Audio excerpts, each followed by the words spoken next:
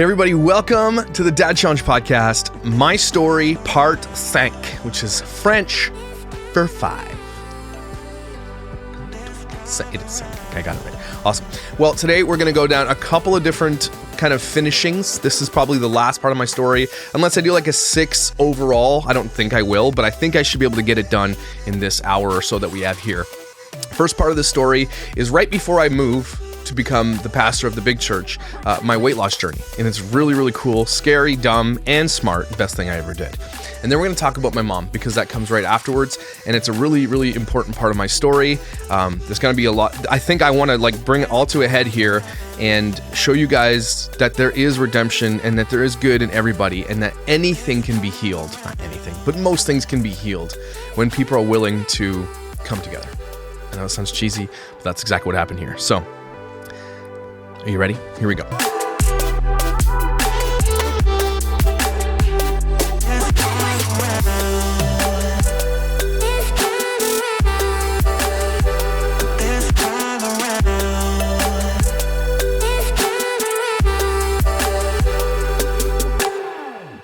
So I left you guys off with moving to where I am now, becoming the pastor. And then there's a 5-part series of why I'm no longer a pastor, which you can go check out.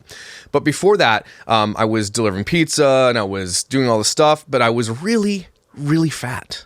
Here's a picture of us at the Christmas tree at my fattest.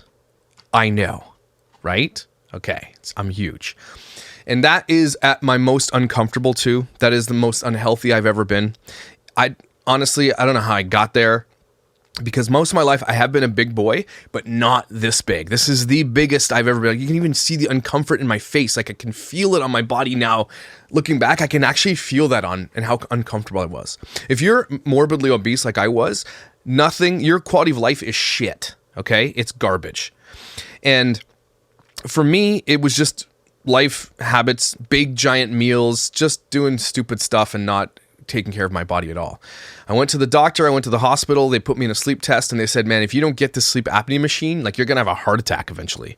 Because when you have sleep apnea, and anybody can get it, not just overweight people, but lots of people have sleep apnea, but it tends to be more dangerous if you're a larger person, right? Because it's like your throat is closing, you stop breathing, right? And that's bad for your blood pressure and everything else. So not only am I sleeping with a CPAP machine, which is it's not comfortable, okay? It blows shit right up your nose. It opens the airway and it makes noise. You got to put this giant mask on. It's uncomfortable, but safe to sleep and get better sleep, right? So I was not only have a CPAP, but I went to the doctor and the doctor was like, yeah, dude, you're going to die. So it all came to a head at this moment though. Avril and I went skating. She was, I don't know, 3, 4 maybe. I don't know how old she was, but she was really young. Okay. And there was this pond in the back of our house where we lived. And we went skating, I tied up her skates, and then I went to tie my own skates. And I know this sounds really weird, but I remember this moment like it was yesterday. I'll never forget it. I could not bend over, from the bench to tie my skates. I couldn't do it. I could not breathe. So I would bend over and all my fat and belly and everything would push up, and I literally couldn't breathe. I had no range of motion, and I couldn't skate with my daughter. I kid you not. I know that sounds whatever, but it broke my heart. My daughter didn't really care because whatever, but it broke my heart. And I'm like, I got to fix this problem. That was rock bottom for me as far as my weight's concerned. I know it was heavy. I know it was big. Clothes wouldn't fit. I was wearing triple XL shirts. I had to go to the US to buy my shirts. Okay. I was humongous. All right. I'm eating massive calories, probably 6,000 to 7,000 calories a day. I could pound as much food as I was just so bad at it. Okay. I was so terrible. And that moment right there broke my heart. I looked up at the stars. I literally had tears in my eyes. I'm crying, but not trying to show to my daughter I'm crying, but I am defeated at that moment. Anybody who struggles with weight to a degree where it impacts a lot of your life, not only does it impact maybe your romantic life, it can impact your family life, it can impact your social life, everything. It hurts, right? Being that big, it hurts. And a lot of people will say, well, it's this world has come to a point where we talk about fat acceptance and everything else. I promise you guys, I think you should never, tear down people that are struggling with their weight and all that stuff, but fat acceptance cannot be a thing. We cannot allow the world to accept this the way it is because it will kill people. I mean, maybe socially it can be an acceptable thing to be like, don't fat shame people, don't do all that kind of stuff, whatever. Okay, whatever. I don't care. I was morbidly obese. I was very unhealthy, and I would not have loved people to have been like, yeah, you're fine the way you are, because I was not fine the way I am. So I do struggle with that because I don't want to see people die being overweight. Okay, I think it's really, really dangerous. So I just want to get that caveat out of the way. I think that is a part in the world where we need to correct. And I'm not saying shame people into losing weight, but don't say that it's okay to do that either, right? I don't think any doctor would be like, yeah, it's cool that you're 400 pounds. Yes, queen. That's not how this is going to work. So anyway, I went to the doctor after that and I said, doctor, what am I going to do here? And he said, well, there's a couple options. Let's do all your blood tests, do everything you need to do. Let's take everything. And it turned out that I had a fatty liver, which is crazy because I've never drank alcohol in my entire life. That's just straight up from eating gross food. Okay. I had really high blood pressure. I was 1 point away from being diabetic. Okay. Which is really, really dangerous.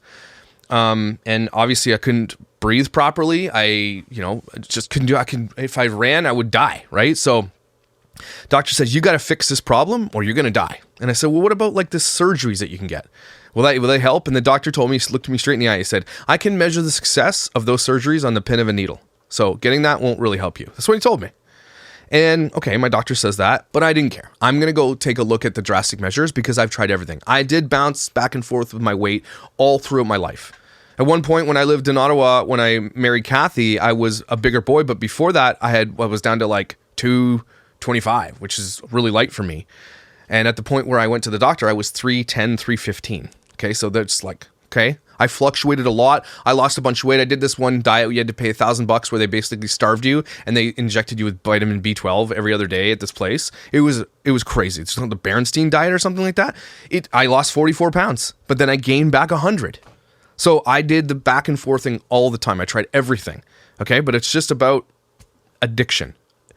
Everybody in my family, everybody basically has some kind of addiction, but I'm very addicted to things. I can get very addicted to things very quickly. Sugar, Doritos, food, whatever, right? My addiction was sugar. Everybody else in my family, it's alcohol or drugs or whatever, right? So there's always an addiction thing going on. That's why I never touched alcohol or never touched drugs, because I realized I would probably become addicted to it really fast. I started researching, trying to get this gastric bypass or gastric sleeve, right? And I said, I got to do something. I can't do this anymore. I'm heartbroken. I have to try something drastic or I'm going to die. And the Ontario government told me that I'm not fat enough because my BMI wasn't high enough to be eligible for the surgery. Because even though I was a big boy, I also had a lot of muscle. Okay, because remember, I grew up doing construction and all the manual labor and all that kind of stuff. And so I did have quite a bit of underlying muscle mass. I was very strong. I could do lots of things, but I was also really strong. So, because my body mass had a lot of muscle, also I was big, they're like, you're just not eligible. There's other people who need it. Plus, if you want to get elective surgery in Ontario, in Canada, it's really difficult, even though it is paid for, but they make that one really difficult to get paid for because then everybody would go do it. And it would be a huge burden onto the taxpayer. I get that. So I was pissed, talked to my wife. I said, look, I got to figure something out. So I just looked on Facebook and started looking at surgeries and seeing what people were doing who were denied this ability to do this in Canada. And then I stumbled upon surgery tourism. And I said, okay, well, let me take a look at this. Because I've tried everything. At this point, I've had it. I will do whatever it takes, okay? And I stumbled upon this one page and they said, okay, this is what I did. I went over to Tijuana, Mexico, and I hired this surgeon, and there's this like medical tourism industry, and there's like a broker that you can hire, and they'll get you connected to a doctor. There's research you have to do. And I'm like, okay, I'm going to do this. And it took me months and months and months of research. I asked a million questions. I called the doctor there that I was, I've hired a broker, and they connected me with the doctor, and his name was Jesus, which is great because I'm confident that Jesus will help me. And this guy happened to be the main guy that all the Canadian people went to. And so he would talk to me on the phone. He'd walk me through the process, made me feel comfortable with it. The guy does like 4,000 or 5,000 of these a year. And I said, well, which one should I get? And he said, it sounds like based on your habits, the gastric sleeve is probably going to be the best. So they take about 80% of your stomach out. Up to this point, I've never had a surgery. I've never had anything like that. I've never been injured enough except for the cast on my arm at one point, but I've never had surgery. Never been put under for anything ever. I'm scared of surgery, okay? People were trying to tell me, I didn't tell a lot of people, but the people I did tell are like, dude, they're going to like steal your liver. Because like, apparently in medical tourism, they used to, I don't know if it's a thing, but it might be, but they can take part of your liver and you won't even know, and they sell that shit. So it's like, well, how do you guys mitigate this stuff? And again, if you get the right place, they're going to be covered, right? They record it laparoscopically. You have the CD for yourself. You could show to your doctor when you get back. Like, I trusted this guy because I talked to like 400 people. I was a part of all the threads. I was immersed in it every single day, more and more gaining confidence about how I'm going to do this, okay? So I decided I'm going to do this. It's about $5,000, which is insane because here in Canada or the US, it's likely $20,000 to $30,000, okay? Found my doctor, talked to a lot of people who had major success with it, was getting excited about it. I was seeing other people's success. And I'm like, okay, this is what I need to do. But before you have to get surgery, you have to lose 20 pounds. You have to go on a liquid diet. And I'm like, I'm doing this. I went on this liquid diet. I lost the 20 pounds. I was like, feeling good. And I think a lot of people chicken out at that point because like, I can do this. I just lost 20 pounds. It was great. It was easy, right? But then it would just bounce back later, right? You can't, that's not a sustainable life to live on 800 calories a day and drink water. You can't do it. So leading up to the surgery, I did that. I achieved everything I need to do. You're talking to this guy on the computer or whatever, like every other day, just prepping for it. And what you do is you paid my thing. I fly into San Francisco, I think it is. I don't know where in California is closest to the Mexico border that takes you to Tijuana, but you fly there and they have a guy come pick you up at the airport. Okay, holding your name with a sign, drives you over the Mexican border, drops you off at this really classy hotel, really nice hotel. It says, come pick you up in the morning. I'll take you up to the clinic for surgery. I went by myself. You heard it. My wife couldn't. We had a newborn. Weston was just born. Everly was young. We had the boys. Kathy couldn't come. I couldn't afford to bring anybody with me. I couldn't expect people, hey, you want to come with me, pay your own way to come watch me get surgery? I don't know. So no, I couldn't. I had to go by myself. My wife was not very happy with that. I'm not going to lie. But I went by myself because because I'm dumb. I don't know. So I did it.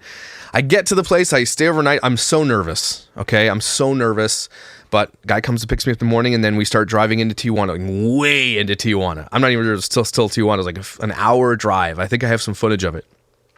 Get to this clinic that looks like it's straight out of the 70s. It doesn't look like, a really nice clinic. I'm like, oh, what have I done? It looks old and dated, and it is what it is. I guess it's just the way it was.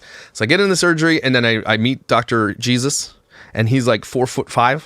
I have a picture, and he's like, hey, I'm going to do this. This is how this is going to go. You're going to be put under and all this stuff. Just put this gown on and get ready. I'm nervous. My heart's going. I'm like, oh my gosh. But at this point, again, when your life is kind of at stake, there's not a lot you won't do. I want to be there for my kids. I want to be able to have a long life. I don't want to die of a heart attack when I'm 40. I want to be here. I want to be able to hang out, play with my kids. I want to be able to play sports again and be healthy again. That's really what it was. And this was, I thought this was the only way. And honestly, I'd do it again. So all that, I get on the gurney. They roll me in. Again, I've never had surgery. I've never been put under. And this is it. They put the mask on my face and they say count backwards from 10. I remember saying 10. And then I woke up like this. It's so funny because I remember it. I was like, pain. That's all I could say was pain. It's so much pain in my body. So it felt like a second, right? I felt like I closed my eyes and then I opened my eyes. And it was done. Right? And I'm like, ugh. And I felt like I was off to the side somewhere. It wasn't even in a room. Someone's like, oh, he's awake. Let's wheel him into his room. So I get into the room. There's bloody foam, I guess, coming out of my mouth a little bit. And there's a drain in my belly. And I'm just laying there. It's not intense pain. It's just like a aching, like, oh my gosh. I don't know how to explain it. It hurt. But it wasn't like a sharp, ouch, no, it was more like, oh my gosh. I don't know how to explain it. Anyway, if you've had the surgery, you know. So they put me in my room that I'm going to recover in for the next 4 or 5 hours. And they're just like, chill out. And they come check on me every, whatever. They're emptying the bag of pus and everything else. And I'm just kind of hanging there watching Netflix on my phone and just normal. An hour later, I'm up walking. And I'm feeling good. I'm like, hey, it's not so bad. They give you the meds you're supposed to take. And they're like, hey, you look great. So they send you back to this place. It looks like this townhouse village almost. Like a little gated off area in Tijuana, near one of the Tijuana markets. It's definitely tourism there, right? It was not like inner city Mexico. It was like tourism. So really, really safe place. And they're like, we're going to take you into town. All you can eat is popsicles. That's your life for the next week. Right? Popsicles only. So I pounded popsicles forever, like the fruit ones. I could get everything I want. I had to stay in Tijuana for 2 days because the next day I had to go get an ultrasound or something where they take you into this really, really nice clinic and they just make sure that there's no leakages inside your stomach. So the next day they want to see that there's no, you could die from sepsis if that happens, right? So took me in, and they're like, you look great, awesome, we're taking you back home. So the next day, they drive across Mexico, I hop on the airplane, I go home. That's it. That's the surgery. It was $5,000. And then I ate popsicles for the next week or so, soups, broths, nothing. I lost weight so fast. Like, I kid you not. The only thing that was keeping me fat was the amount of food I ate before. This was my success. This was exactly what I needed because I had a huge appetite and I could eat tons of food. Like, just a whole pizza if I wanted. That's how much food I could eat. Thanksgiving, 3 plates, no problem. Okay? I could eat 3 bags of Doritos in a sitting. I just was terrible. Okay? I never ate breakfast, but I'd eat huge meals and I'd snack at night. So I get home, everything seems to be good. I go to my doctor, he's like, looks good, stitches look good. I pull up my own staples because I'm like, whatever, here they are. And everything was going great. It's about a month or 2 or 3 weeks before you can actually start introducing solid foods. And then I started introducing solid foods. And I would eat, like, I'm not kidding you, if I can find something like this much chicken, okay? And I would be full for 4 or 5 hours. When you get this type of surgery, you barf so many times, even if you drink too much water too quickly. Like, if I were to take this and do this and then do it again, I would barf the rest of it up. Your stomach is like this big when you come out of there. So you've got to re-stretch it back to a normal size, like a normal, so you can put anything in there. And so that was my success. Came from not eating anymore. I literally had no appetite for anything. I only ate to survive, and I ate what I was supposed to eat, which was my greens and my proteins, and had a protein shake. That's it for like months and months, because that part of the stomach that they cut out of you also takes away the whatever that gets you hungry. I don't know what it's called. And it was massively successful for me. I remember when I'm like, okay, I was a couple months down the road, I'm going to try to eat a cheeseburger from McDonald's. I took 2 bites of that cheeseburger. I'm full, barfed it up. I could no longer eat junk food. Couldn't eat Doritos, couldn't eat any of that stuff. That takes a long time to get to. So again, one of the big things what he said was, once you have this surgery, there is no more soda. You cannot drink fizzy beverages at all, and you cannot use a straw because it'll hurt your stomach, right? It'll expand it. It's bad for you. And to this day, I think I've had 2 fizzy drinks in my entirety over the last 6 years. And both of them were Tahiti treats because I found them. One in the States and one here a little while ago, but I don't touch it anymore. I do touch like iced teas and stuff like that, but I will no longer drink fizzy beverages. And I honestly believe that's how I kept most of the weight off. Huge success with the weight loss. Then I start running. Justin Bieber drops his record, not the yummy one, the one before that. And I'm listening to Justin Bieber while I'm running, doing the Couch to 5K app. Okay. The weight is just, I'm not kidding. I went to a person's wedding 3 months after the surgery, and I was a brand new person. I could wear clothes 2 sizes. I think I lost 80 pounds in 4 months, or maybe 6 months. But I was dropping 2-3 pounds a day because I just wasn't eating. But I wasn't tired. I had tons of energy. I felt amazing. My body image was improving. I was like, I'm going to boxing now. So I started boxing again. From way back in the day. I started running and boxing and just getting super in shape. And everything, I was like, my body was just transformed. And oh my gosh, I can't explain to you guys. My life was saved. Okay, that's it. Like, I have no other way of saying this, but that saved my life. You guys see the pictures of me before and you see me now, right? That was almost 7 years, 6.5 years ago. It's a long time. Remember that doctor said that it's never successful. It's successful for a small amount of people. And I happen to be that person that was perfect for. Okay, because I took it seriously afterwards. The exercise, the food intake and everything, I took it really, really seriously. To this day, I love being active. I work out all the time. I play pickleball, I play hockey, I play whatever I can play. I love being active because I used to be all the time anyway. So if you're going to get a surgery like this, you better make a plan to be super active and exercise all the time. This is not going to be a surgery you can just get and then you think it's going to solve all your problems. It's like a Kickstarter into all those other things, but you have to want to do those other things too. You can't just sit around and not exercise and not do anything. It's going to go hand in hand and it's going to make you highly successful. But you're also going to feel really good about doing those things again because your joints aren't hurting. You feel your confidence is higher, so you want to lose more weight. You want to look really good. And that's what happened with me. I just wanted to look good. I wanted to, it was a confidence thing. I've been fat my whole life. All of a sudden I'm not fat and people look at me differently. People talk to me differently. Like you are viewed differently when you walk into a place no one's ever met you. You are viewed differently. Girls start looking at you. Okay, that never happened to me before. Okay, people treat you differently when you're skinny than you're fat. I ask anybody who has had this type of surgery. And some of them find it really like damaging to them, PTSD. Like, I can't believe that thin privilege exists, because thin privilege exists, everybody. It absolutely does. So anyway, all this time, I'm applying for that job. I get the job. I say, let's get going to this new place. I've lost a lot of the weight. I have way more confidence. And I honestly believe that I got way more interviews for these churches because I was skinnier. I kid you not. When I was fatter, I got maybe 2 or 3 interviews based on my skills alone. But when I was skinny, I had like 100. I had 100 responses for, we want you to come work at our church. I kid you not. 100 responses. And I chose the one local here because we didn't want to move to the US. We tried a bunch of places in Texas that didn't really work out. And then one in Florida, and then one here. And so I took the one here. So all that accumulates to like, that's my weight loss journey. I have a podcast on it. You can go hear it. It's more detailed. But that was it. That was what saved my life to this day. And I would do it again. I absolutely would. And I encourage anybody who is suffering with morbid obesity to consider it. Right? It's worth taking loans out to get, I'm not kidding, but find the right place, be really safe, do your research, and expect to work really hard once you get that tool in place. Okay? So I know a lot of people suffer. I know a lot of people who do struggle with their weight, and this would be the tool that would help them get there. But do it with the intention of like, I'm going to do this because I want to be a pro athlete, or I want to run again. I want to run a 26-kilometer marathon. I want to play squash. I want to do all that. Do it with the intention of what it's going to do for your life after. Not just the weight loss and you think it's going to work. Because I've known many people who've got the surgery and they gain more weight back afterwards because they just started pounding slider foods. Dangerous to get it and think that it's just going to solve all your problems without getting exercise. Okay? So I hope that encourages you.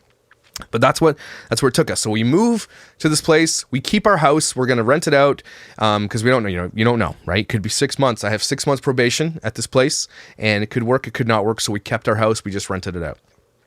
Get to the place, start working. Everything's going great. Everything's awesome. And I forgot, I have to go back though before we moved. My mom had come out once my youngest was born to help out. And I remember her saying that something was wrong. And we took her to the doctor to get these puffers because she couldn't stop coughing and all this stuff. And, you know, he's like, here, take these puffers. When you get home, we'll set up an appointment. She gets back home and she calls me. She's like, yeah, I have lung cancer. And my mom isn't someone who's like, oh, woe is me. Like, she was just like straight up with me. She's like, just so you guys are aware, I have lung cancer. And I started crying. And then she started crying. And I'll never forget that call. It was really, really heartbreaking to hear that your parent has lung cancer. Well, what stage is that? I don't know yet. It looks like stage 2. So, you know, it's hard. She's going through all the processes. And before I moved, she overcame it. They said, you have overcome the lung cancer. So everybody was so happy, everybody excited, back to life, back to normal. Get to the job. Mom calls me again, a few months into the job, cancer's back. And this time they think it's spread to my brain. And again, it hits you hard when you get these calls, okay? Regardless of my mom and I's past, you know, I'm an adult now. I've got kids. She's the grandmother, all this kind of stuff. And our relationship is a little bit better. I still call her on the phone. I do all these things. And I remember the first time she got the diagnosis, she immediately quit smoking. And from that point to the end of her life, she never smoked another cigarette, which is crazy because she'd been smoking since she was 13 years old.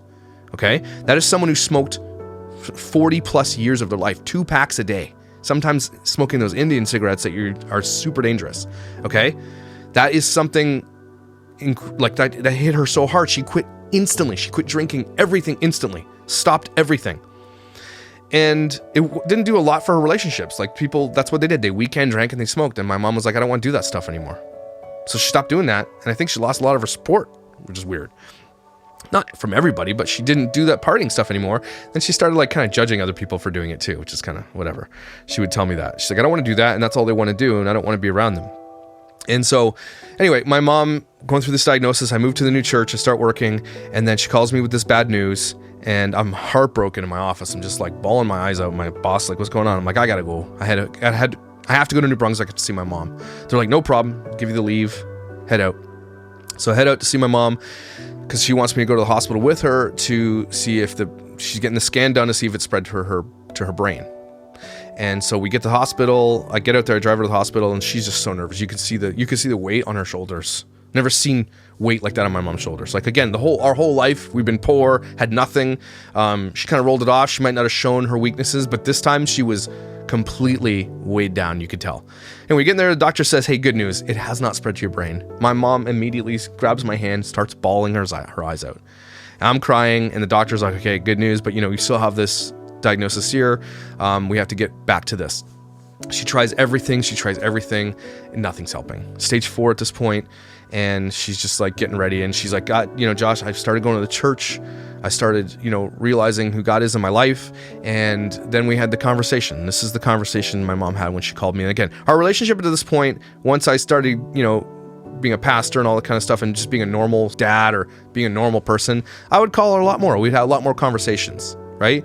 A lot more forgiveness was had, a lot more grace was had. And it was just like, we didn't really talk about the past, but we just kind of just went on with the future. She wouldn't, she's like, can I send you some money? I'm like, I don't need your money, Mom. I don't need it. Can I send you money? She said, no. She would never take money. She didn't need it, but she would never take any money. And I can tell that the guilt was starting to get to her later in life, right? As a guy who grew up, I didn't take the path that she took, and she started realizing that, she's proud of me. And I remember she said that. But this is what happened. So she had called, and she's crying, and she's like, I just want to apologize to you. I want to say I'm really sorry. And I said, for what? I'm like, what do you mean? Because no matter what you go through, your mom still hung the moon, right? Kids who go through trauma with their parents and all abuse and everything, a lot of them still absolutely love their parents. Kids who are removed from their home because of bad situations, they still love their mom, right? It's still, there's a bond that's something you can't break. And so I didn't, just like, for what? And then she kind of went over some things. She's like, I know I was the worst mom to you. And I'm like, it hit me pretty hard, I'm not gonna lie. When she said that, I was like, no, but I know in my heart, like, I know she knows that I know.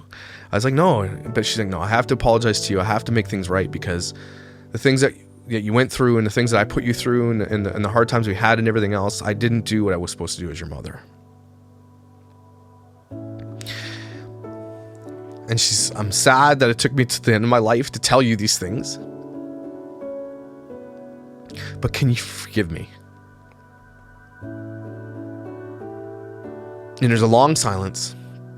And then again, this is the point too, where I'm at church, I'm a pastor, I'm drinking the Kool-Aid, I'm a Bible thumper, and I'm going, of course I forgive you. I mean, there's nothing to forgive you for, basically. I told her, I was like, yeah, we had some hard times, but I came out on the other side okay.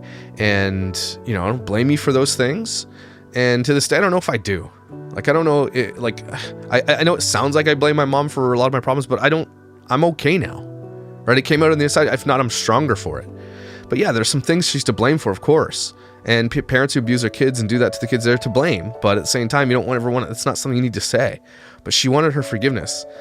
And she's just like, before I move on, I want to know that I have forgiveness. Because she started going to church, and I think part of her process was like meeting with pastors, end of life care, saying if there's anything you gotta make right, you should go make it right.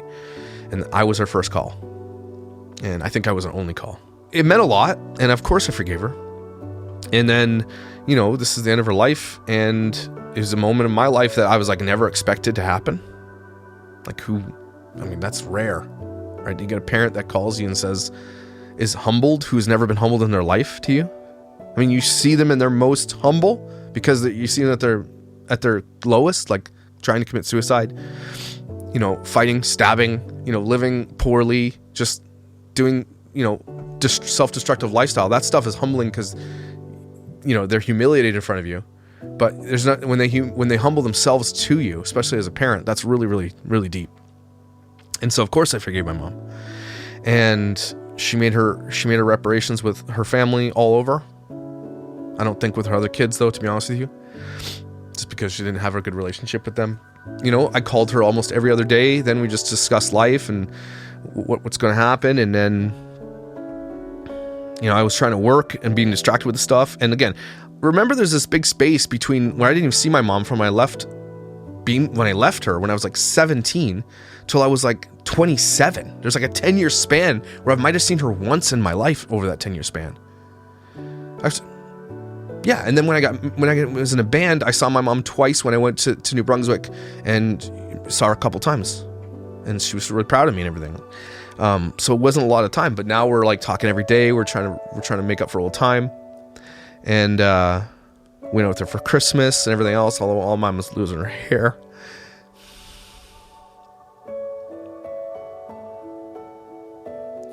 and she looks like she's 80, but never once complained. Never once said, why me? To the end of her life.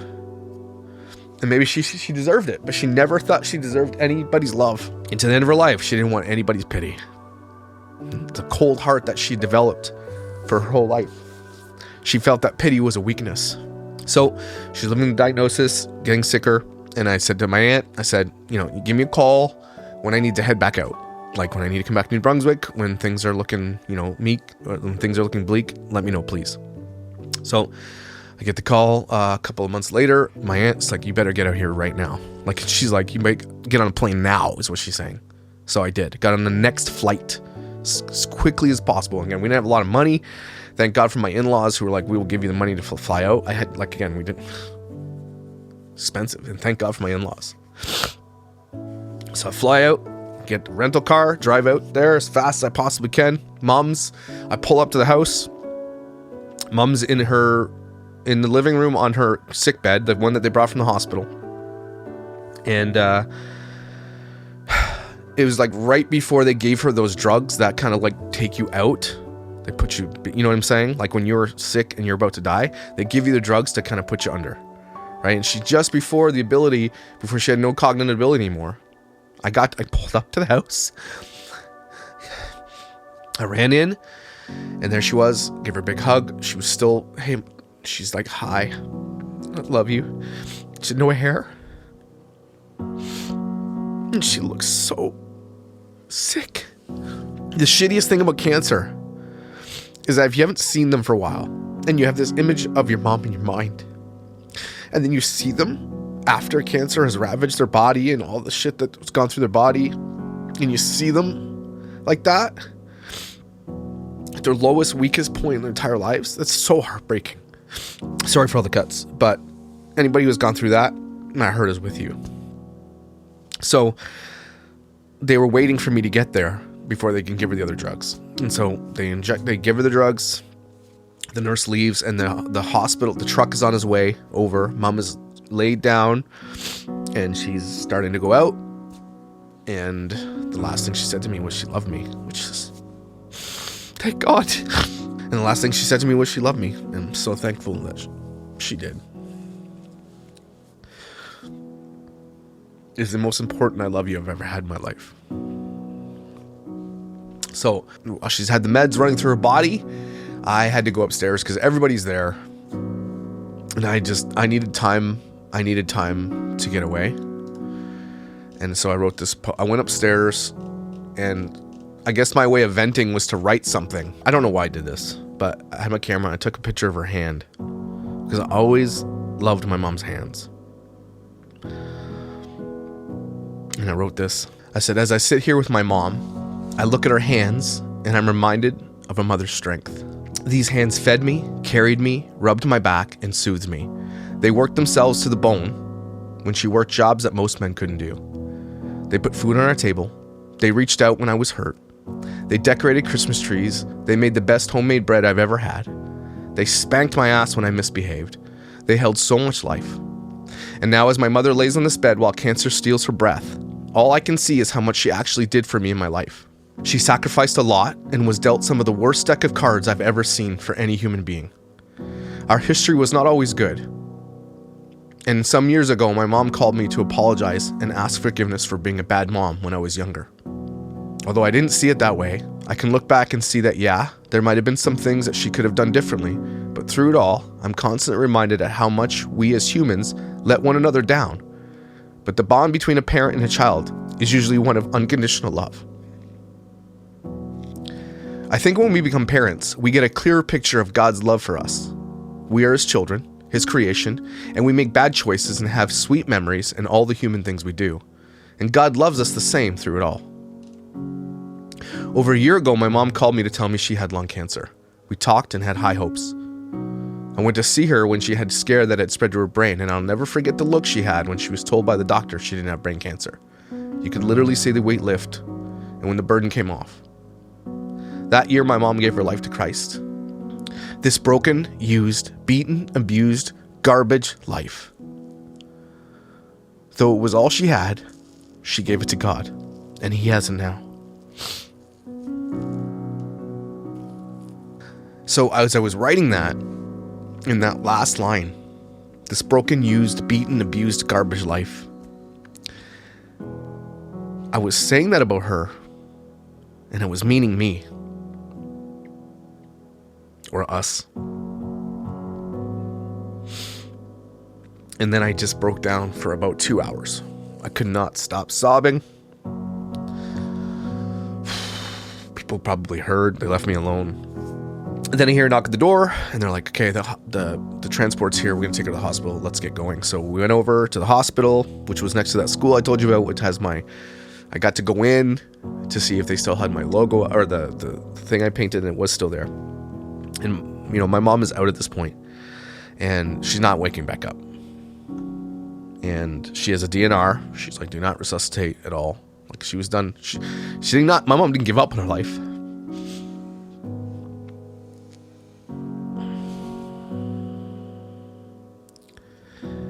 But she'd had enough. So we're all sitting there around Mom and watching her take her last breaths. If you've ever seen someone do this, you'll never unsee it. It stops, then it goes again. It stops, then it goes again. And then it's done. And she was gone. I got in my car to leave. I had to get home. Funeral plans. I had to go home and get the family, come back for the funeral. And I just remember thinking of everything. The life that my mom led. The things I didn't know. Things she would never tell anybody. The darkest secrets she held. The protections that she gave us. The hurt that she caused. And the redemption at the end. And I remember feeling, though, even though I hadn't seen my mom in years and years and years, we didn't have the tightest relationship, she was still in my life. And I remember for the first time in my life ever, even though I'm married, I have kids, I felt completely alone. Oh, he sees me crying. He wanted to give me a kiss. Hey, buddy. How are you? Good boy. Dog knows. Again, even though I was kind of independent most of my life, I knew I had my mom. I could call her. She's still my mom. But that was the moment where I had nobody anymore that was like, that I was tied to. Yes, I have a biological father, but he's not my father. Right? I have aunts and uncles and all that stuff, yes. But I didn't have a good relationship with my sister. I hardly know my other sister. Me and my brother had a falling out. My mom was my only tie to having someone close in family. And I was literally done. I had nobody. And it really hurt me. Things have changed since then, and I know I'm loved, and I have lots of people who do that, but it's hard to overcome that, right? It's really, really difficult. So, get home. Wife's there. Everybody's like, let's pack up the van. We got to head back for the funeral. So, I don't know what to expect. Get everybody in the van. We're heading back. It's the longest drive of our life. Get there, and the funeral was actually a celebration of my mom's life that I never expected. There were so many people at my mom's funeral. I expected, I kid you not, 10, 15 people. There's over 250 people there. From every walk of my mother's life. Aunts, uncles from that side. Grampy was there. And my uncle and aunt from my mom's adopted family was there. Like, every friend my mom ever had, every side of my dad's family was there, because my mom still had relationships with everybody. So that was a pretty big side of the family. Like, friends, everybody that loved there's so many people love my mom, right? She was still very loved. And honestly, I think it's because, well, she didn't start a lot of drama in her life or anything like that, but she just always had a cup of tea ready for you. One of her fresh made rolls. Always willing to help, always willing to support. And I wish she could have seen the people that were there. Because I'm pretty sure my mom died thinking she was the worst person on earth. Thinking she wasn't enough. Less than. And she wasn't. She was my mom. And I loved her. So I get up in front of everybody at the funeral. I sing a song. Kathy and I sing a song. I forget which one it was. I think it was "Oh Come to the Altar" by Elevation. Just about changing your life, that nobody can be left behind. and I was bawling, tried to say some words. It didn't work. But it was also a great chance to meet people I've never met before. My family, my sister was there.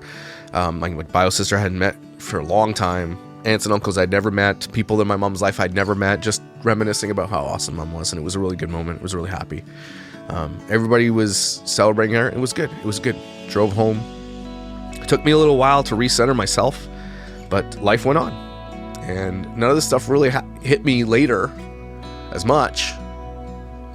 Every once in a while, when, anybody who's had a parent that dies, every once in a while it just kind of hits you, right? Just kind of hits you. Christmas, birthdays, moments. You see another person with the grandparents. Important thing to remember is that there's redemption. And that fateful day that my mom called me and asked for my forgiveness for being a bad mom and me giving it to her, I hope that made her feel amazing. I hope that gave her a little bit more hope for her end. And she'd read the Bible and she'd call me with questions and stuff like that. It was really good. But it was a tough life. My mom got dealt a shitty deck of cards, big time in many ways. Made many bad choices. Made a lot of selfish choices. But in the end, we got to reconcile. And she did. She made her amends. And I'm so thankful she got to that for her. And for me too. It was really important for me. And when I tell my story, that's why I wanted to tell you guys this. It's not all that past doesn't make who I am now, right? A lot of people are going to be like, well, Josh was bullied, so he bullies people, right? And you can say that all you want.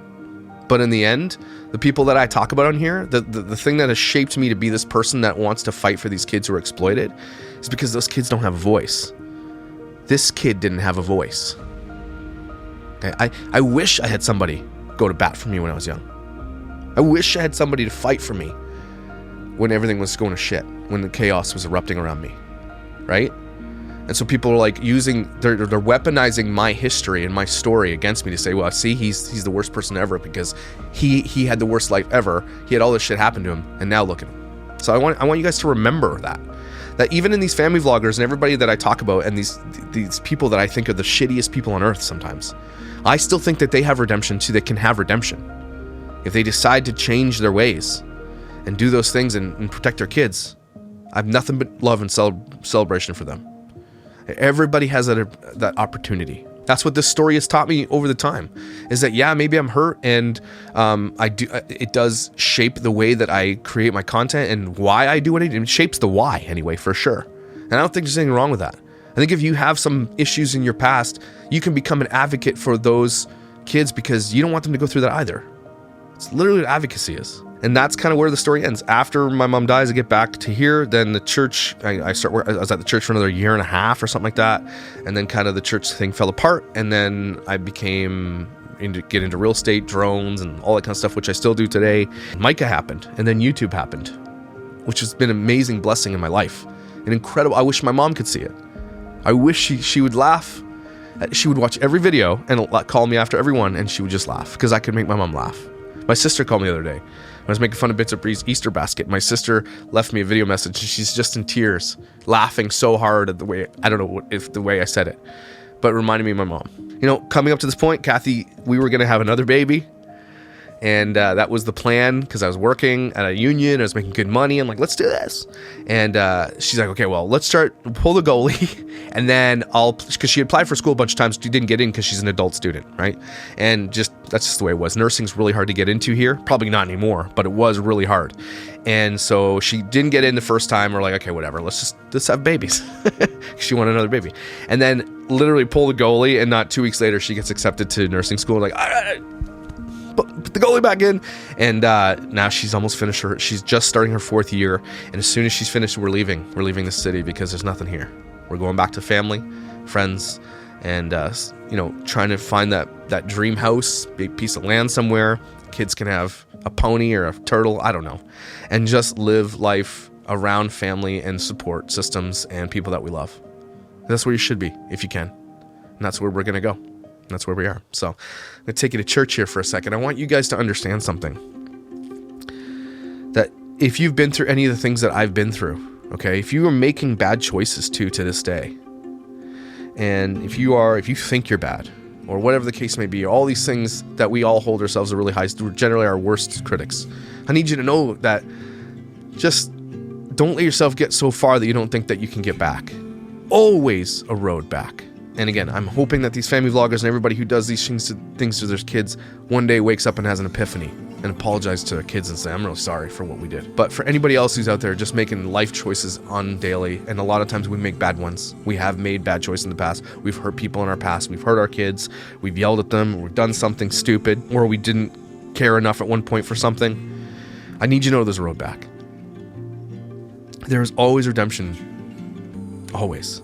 I honestly believe as us as humans, that's like one of the most visceral points of our souls, is to like reconnect and be connected again to the way things used to be. I don't know if that makes any sense to you. But everyone wants to go back to those moments in our lives where they were amazing, and they want that, right? There's a moment in my life where I was really happy, and that's why I went back there. And to this day, it holds a lot of value in my heart. Whenever I drive through Beamsville, I feel good, right? It's a good place for me. And so that's same in relationships. So anybody out there who's estranged from their parents, mom, dad, whatever, unless they did something unforgivable, and there are unforgivable things that they can do. But if there's just something that, like, if it's resonating what I'm saying here and it's similar, I encourage you to take a step towards fixing it. But no pressure, okay? But I promise you that redemption feels good on all sides. Whether or not you're the one who did the thing or the one that had the thing done to them. Okay? I'm not saying that it's not that easy, but I'm just saying that there's hope. And I hope that you know that. So, that was a hard one, not gonna lie. I'm exhausted now. Thanks for joining me for the story, though. This has been really, really, really eye-opening for me. I've learned a lot about me and my mom. I'm definitely never been more vulnerable in my life, especially in front of a camera. And I'm glad I did it. I'm glad the story can resonate with people. I'm glad that you are here listening to this and are entertained by it, are inspired by it, heartbroken over it, and happy and laugh about it as well. Thank you for being here. Like, I don't know how else to explain that. You guys are amazing. And the fact that some people are interested in my story is really therapeutic because it allows me to come almost like we're having a conversation. And I think some people don't realize that just the conversation sometimes is all that you need. That's what therapy is. It's a conversation with a professional. But if you are bottling shit up that you shouldn't continue to keep bottled up, tell somebody. Get it out, find someone you trust, okay? Or put it on a video and watch it yourself. Because it's really been therapeutic. It's been a good moment in my life. This video series is something I will have forever. I will show my children and my grandchildren. And it's something I'm proud of. I'm proud of where I have come from what I was. My past does not dictate who I am now or who I will be. Neither should your past. Unless it's really amazing, then go ahead. But take a deep breath with me, everybody. Big one, big one. It's a good one. Thank you. That's all I have to say. I'll see you tomorrow.